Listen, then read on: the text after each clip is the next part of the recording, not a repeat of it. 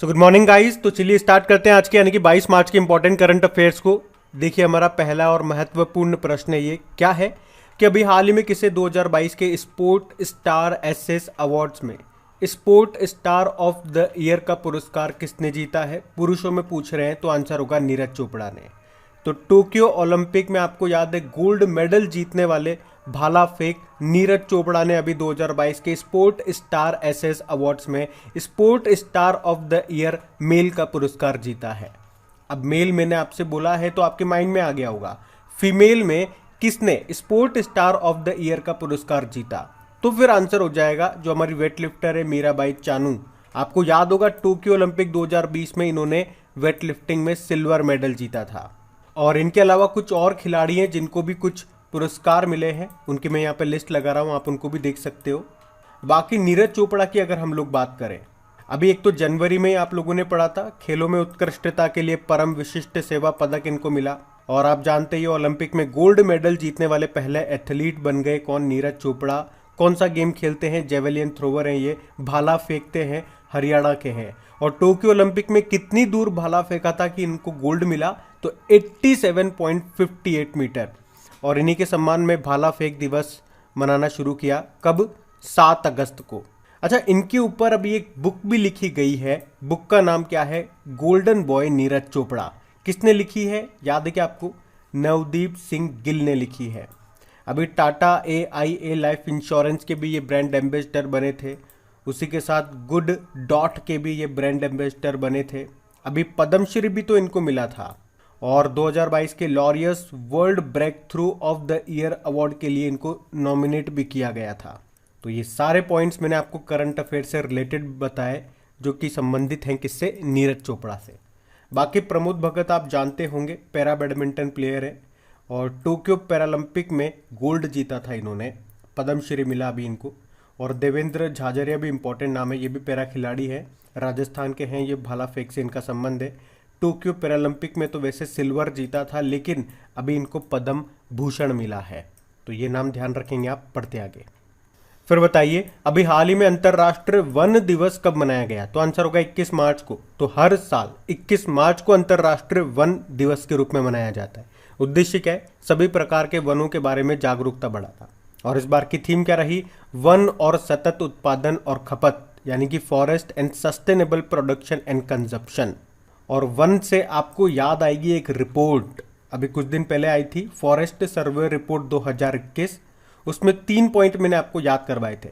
भारत में क्षेत्रफल के हिसाब से अगर बात करोगे तो वन क्षेत्र सबसे ज़्यादा किसका है, यानी कि सबसे ज़्यादा है वन क्षेत्र कहाँ पे, मध्य प्रदेश में, और सबसे कम हरियाणा में। उसी तरह से अगर भारत में परसेंटेज वाइज आप बात करोगे तो सबसे ज़्यादा वन क्षेत्र आपको मिलेगा मिजोरम में और सबसे कम मिलेगा हरियाणा में। और अगर आप देखोगे कि भारत में वन क्षेत्र में सबसे ज़्यादा वृद्धि कहाँ पे देखने को मिली है, इंक्रीमेंट, तो आंसर होगा आंध्र प्रदेश में। और उसी तरह से सेंटर फॉर एनवायरनमेंट रिपोर्ट 2022 आई थी, उसमें भारत 120वें स्थान पे था और टॉप पे था फिनलैंड। और भारत में टॉप पे कौन था, भारत में टॉप पे बात करोगे तो केरल था। तो क्या याद रखना है, अंतर्राष्ट्रीय वन दिवस कब मनाते हैं, 21 मार्च को। अच्छा, 21 मार्च को ही कुछ और डे भी होते हैं, जैसे कि नस्लीय भेदभाव के उन्मूलन के लिए अंतर्राष्ट्रीय दिवस, इंग्लिश में बोलोगे तो international day for the elimination of racial discrimination. Theme है voices for action against racism, जातिवाद के खिलाफ कार्रवाई के लिए आवाज। और 21 मार्च को ही वर्ल्ड डाउन सिंड्रोम डे भी मनाया जाता है। डाउन सिंड्रोम में क्या होता है, इसमें जो व्यक्ति है एक अतिरिक्त गुणसूत्र यानी कि क्रोमोसोम के साथ पैदा होता है जो उस व्यक्ति में, उस शिशु में शारीरिक और मानसिक चुनौतियों का कारण बन सकता है। तो अभी 21 मार्च को 3 डे मैंने आपको इस क्वेश्चन में बताया। देखो कुछ और डे भी होते हैं, वो मैं आपको आगे बताऊंगा। अगर आपको पता है कि 21 मार्च को और कौन सा डे मनाया जाता है तो कमेंट बॉक्स में टाइप करके बताइए, हम बढ़ते हैं अभी आगे। फिर बताइए मार्च 2022 में नाटो सैन्य अभ्यास कोल्ड रेस्पॉन्स 2022 ये कहाँ पे शुरू हुआ, तो आंसर होगा नॉर्वे। तो नाटो मतलब नॉर्थ अटलांटिक ट्रीटी ऑर्गेनाइजेशन। तो अब इसके सदस्य देशों के बीच में ये एक्सरसाइज हुआ जिसका नाम है कोल्ड रेस्पॉन्स। कहाँ पे, नॉर्वे में। ये हर दूसरे साल नॉर्वे में ही होता है। अभी ये 14 मार्च को शुरू हुआ जो कि 1 अप्रैल तक चलने वाला है। और नाटो से आपको जरूर याद आएगा, अभी जनवरी की बात है, अभी इसके सदस्य देशों ने भूमध्य सागर मेडिटेरियन सी में एक एक्सरसाइज किया था जिसका नाम है नेपच्यून स्ट्राइक 2022, जो कि एक समुद्री अभ्यास था। और नाटो में कितने सदस्य देश हैं? 30 है। नाटो की स्थापना होती है 1949 में, हेडक्वार्टर है ब्रुसेल बेल्जियम में। अच्छा, अभी आपको याद होगा वायु शक्ति नाम की एक्सरसाइज पढ़ी थी हम लोगों ने, जिसका आयोजन किया इंडियन एयरफोर्स ने। कहाँ पे? जैसलमेर के पोखरण में। उसी तरह से अभी ईस्टर्न ब्रिज 6 नाम का एक्सरसाइज हुआ था भारत और ओमान के बीच में, फरवरी में हुआ था ये भी राजस्थान में हुआ था, राजस्थान के जोधपुर में। और भारतीय नौसेना ने एक मल्टीनेशनल नेवल एक्सरसाइज किया था जिसका नाम है मिलन 2022। कहाँ पे किया था? विशाखापत्तनम में। और अभी भारत और जापान के बीच में एक एक्सरसाइज हुआ था धर्मा गार्जियन नाम से, ये कर्नाटक में हुआ था, कर्नाटक के बेलगांव में। और इसी साल हमने रशिया के साथ अभी एक एक्सरसाइज किया, पैसेक्स एक्सरसाइज, अरब सागर में किया था। तो ये जो मैंने एक्सरसाइज बताई ये सारे 2022 वाले हैं, तो इनको ध्यान रखना आप। बढ़ते आगे।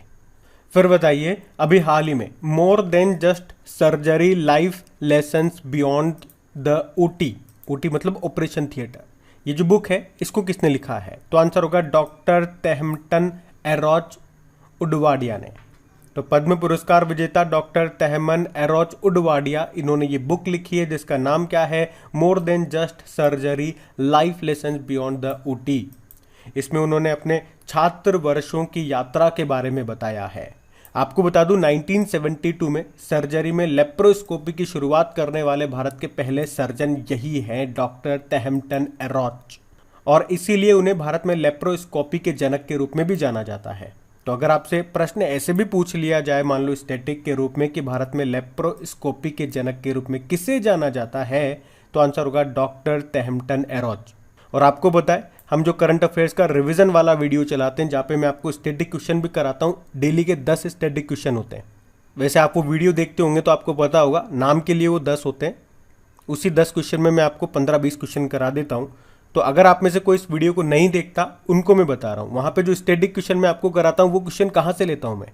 वो यहीं ये डेली करंट अफेयर्स वाले क्वेश्चन से ही निकालता हूँ। अब जैसे ये क्वेश्चन आ गया, अब ये क्वेश्चन आपको वहाँ पे मिल जाएगा, ये क्वेश्चन वहाँ पे ऐड कर दूंगा कि भारत में लेप्रोस्कोपी का जनक के रूप में किसे जाना जाता है, तो आंसर हो जाएगा डॉक्टर तेहमटन एरोच। और जब भी ये क्वेश्चन मैं वहाँ स्टैटिक में डालूंगा तो मैं आपको याद भी दिलाऊंगा कि इसी से संबंधित एक प्रश्न हम लोगों ने पढ़ा था, एक बुक हम लोगों ने पढ़ी है जिसका नाम है ये, और इसके लेखक हैं ये। क्योंकि आजकल एग्जाम में इसी तरह से प्रश्न आते हैं, आपके करंट अफेयर से ही स्टैटिक निकल के पूछ लिए जाते हैं, फिर आपको लगता है ये प्रश्न कहाँ से आ गया। जीके तो महासागर है, कहीं से भी पूछ ली जाती है। महासागर तो है लेकिन थोड़ा अपना तरीका भी चेंज करो। तो अगर वो वीडियो नहीं देखना चालू किया आपने, हमारा रिवीजन वाला वीडियो, तो उसको ज़रूर देखें, उससे आपको डेफिनेटली बेनिफिट मिलेगा।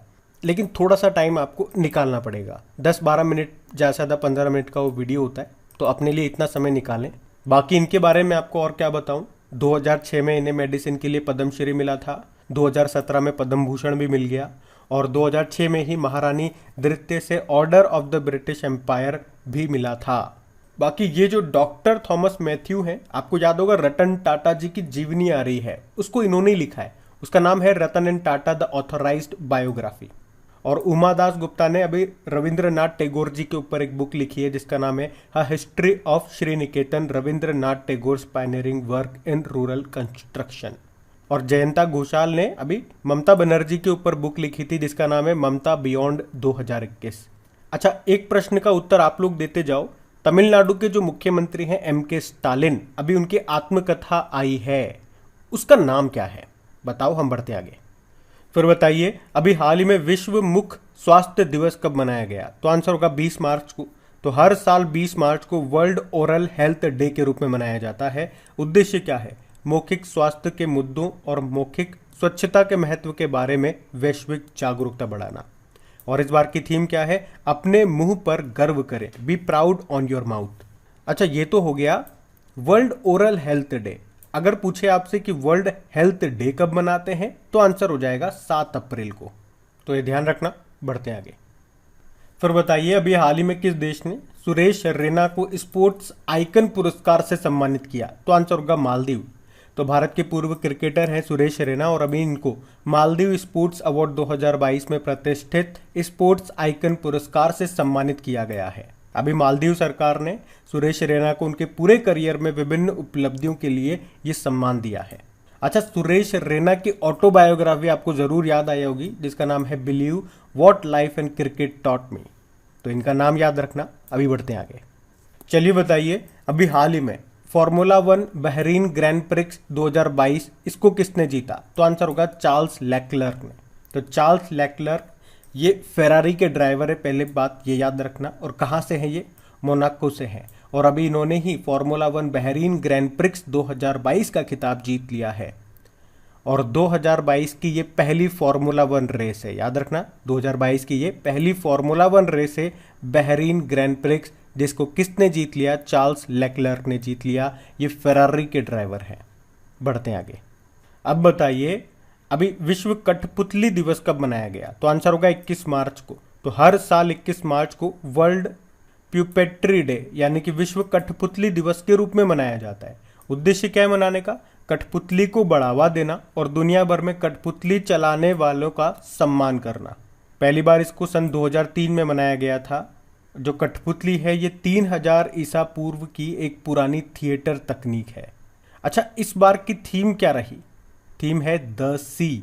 और 21 मार्च को ही विश्व कविता दिवस के रूप में भी मनाते हैं, ये भी याद रखना। तो अब आप देख लो, 21 मार्च को हमने टोटल 5 डे मनाए। एक तो ये हो गया विश्व कठपुतली दिवस, एक हो गया विश्व कविता दिवस, और 3 डे हमने शुरुआत में देखे थे। एक तो अंतर्राष्ट्रीय वन दिवस, एक नस्लीय भेदभाव के उन्मूलन के लिए अंतर्राष्ट्रीय दिवस, और एक वर्ल्ड डाउन सिंड्रोम डे। तो ये आपको सारे याद रखने हैं। बढ़ते आगे। फिर बताइए, अभी हाल ही में किस राज्य में परवल दिवस मनाया गया? तो आंसर होगा उड़ीसा में। तो उड़ीसा ने अभी 20 मार्च को परवल दिवस के रूप में मनाया, जो कई समय से राज्य के मुख्य भोजन की लोकप्रियता को दर्शाता है। परवल क्या होता है? चावल का जो पानी होता है उसे ही कहते हैं परवल। परवल कह दीजिए, या कई जगह परवाल भी आपको लिखा दिखाई देगा। और ये जो परवल व्यंजन है इसकी उत्पत्ति भगवान जगन्नाथ मंदिर से हुई थी। अब बात उड़ीसा की है यहाँ पे, तो ये रहा मैप में उड़ीसा। देखो, कैपिटल क्या होती है? भुवनेश्वर होती है। और आपको पता है जल अकादमी शुरू करने की घोषणा की थी अभी भुवनेश्वर में। भारत की पहली चेस एकेडमी खोली जाएगी भुवनेश्वर में। और भारत के पहले विश्व कौशल केंद्र वर्ल्ड स्किल सेंटर का उद्घाटन कहाँ पे किया गया? भुवनेश्वर में। और भुवनेश्वर में ही कोविड योद्धा स्मारक बनाए जाएंगे। अभी एम्स भुवनेश्वर ने लगातार तीसरी बार कायाकल्प पुरस्कार जीता था। और अभी देश के पहले फायर पार्क का उद्घाटन कहाँ पे किया गया? भुवनेश्वर में ही। यहाँ के मुख्यमंत्री हो गए नवीन पटनायक। और अभी नवीन पटनायक जी ने एक बुक भी लॉन्च की है जिसका नाम है Gajapati a king without a kingdom. इसको किसने लिखा है? अशोक बल ने। और गवर्नर है यहाँ के गणेशी लाल। अभी आपको याद होगा इंडिया स्किल्स 2021 नेशनल प्रतियोगिता हुई थी, उसमें टॉप पे रहा था उड़ीसा। भारत में हॉकी का सबसे बड़ा स्टेडियम भी आपका यहीं पे बन रहा है उड़ीसा में। राउरकेला, उड़ीसा के राउरकेला में बन रहा है, जिसका नाम बिरसा मुंडा स्टेडियम कर दिया गया। 24 घंटे 7 दिन नल से स्वच्छ जल देने वाला पहला शहर बना उड़ीसा का पुरी। और यहाँ पे जो हीराकुड डैम है वो भारत का सबसे लंबा डैम है, longest dam of India Hirakud dam है। ये महानदी पर है और महानदी के किनारे स्थित है कटक नाम का शहर। और यहीं पे आपको बाराबत्ती स्टेडियम मिलेगा और राष्ट्रीय चावल अनुसंधान केंद्र भी आपको यहीं पे मिलेगा, ये भी याद रखना। और अभी कटक में ही राज्य का सबसे लंबा पुल भी बना है जिसका नाम है टी सेतु। ये भी महानदी पर ही है, जिसकी लंबाई 3.4 किलोमीटर। अच्छा बताओ, देश के सर्वश्रेष्ठ समुद्री जिले के रूप में किसे सम्मानित किया गया? उड़ीसा के बालासोर जिले को। और उड़ीसा की ही है सुष्मिता लेंका, जिनको एशिया पर्यावरण प्रवर्तन पुरस्कार मिला था पेंगोलिन के संरक्षण के लिए। एशिया एनवायरमेंट एनफोर्समेंट अवार्ड बोलेंगे इसे अंग्रेजी में। और ये जो आप देख रहे हो ये चिल्का लेक है, एशिया की सबसे बड़ी खारे पानी की झील है ये। और भारत की पहली रामसर साइट भी यही है। 1981 में इसे दर्जा मिला था। और इसी में आपको नलबाना पक्षी अभ्यारण्य भी मिलेगा। और यहाँ पे कौन सी डॉल्फिन पाई जाती है? इरावदी डॉल्फिन मिलती है। और यहीं पे ही नुआखाई महोत्सव मनाया जाता है, रजा पर्व मनाया जाता है, बाली जात्रा महोत्सव होता है, कोणार्क नृत्य महोत्सव होता है, छऊ महोत्सव होता है, बोईता बंदना महोत्सव भी यहीं पे होता है। और कोणार्क सूर्य मंदिर भी, ये भी आपको उड़ीसा में ही मिलेगा, जिसे ब्लैक पैगोडा कहते हैं। और 100% सौर ऊर्जा से चलने वाला भारत का पहला मंदिर भी यही है। तो ये सारे पॉइंट ध्यान रखना, बढ़ते आगे। अच्छा बताइए, अभी हाल ही में मणिपुर के मुख्यमंत्री कौन बन गए हैं? तो आंसर होगा एन बीरेन सिंह। तो अभी मणिपुर के जो मुख्यमंत्री हैं एन बीरेन सिंह, इन्हीं को दूसरे कार्यकाल के लिए फिर से चुन लिया गया। वे 2017 से राज्य के मुख्यमंत्री हैं और वे मणिपुर के बीजेपी के पहले मुख्यमंत्री भी हैं। और आपको बता दूं, देश हेतु उनके असाधारण कार्य के लिए उन्हें 2018 में चैंपियंस ऑफ चेंज अवार्ड से भी सम्मानित किया गया था। अच्छा, अभी पंजाब के नए मुख्यमंत्री कौन बन गए? भगवंत मान बन गए। अब बात मणिपुर की है, तो ये रहा मैप में मणिपुर। कैपिटल इसकी इम्फाल है। मुख्यमंत्री आपने कहा एन बीरेन सिंह, गवर्नर हैं एल गणेशन। और अभी 18वां कचाई लेमन फेस्टिवल भी यहाँ पे मनाया गया था। अभी आपको याद होगा मणिपुर के हाथी मिर्च को और तामेंग लोंग संतरे को जीआई टैग मिला था। और मणिपुर में आपको मिलेगी लोकटक झील, इसी को फ्लोटिंग लेक भी कहते हैं। और दुनिया का एकमात्र 13वां नेशनल पार्क आपको यहीं पे मिलेगा, जिसको कहते हैं काबुल लामजाओ नेशनल पार्क।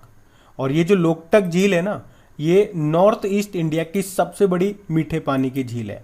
वैसे पूरे भारत की तो जम्मू कश्मीर में मिलेगी आपको वुलर लेक, और मणिपुर में ही आपको फेयंग गांव भी मिलेगा, जिसे दिया गया था भारत का पहला कार्बन पॉजिटिव टैग।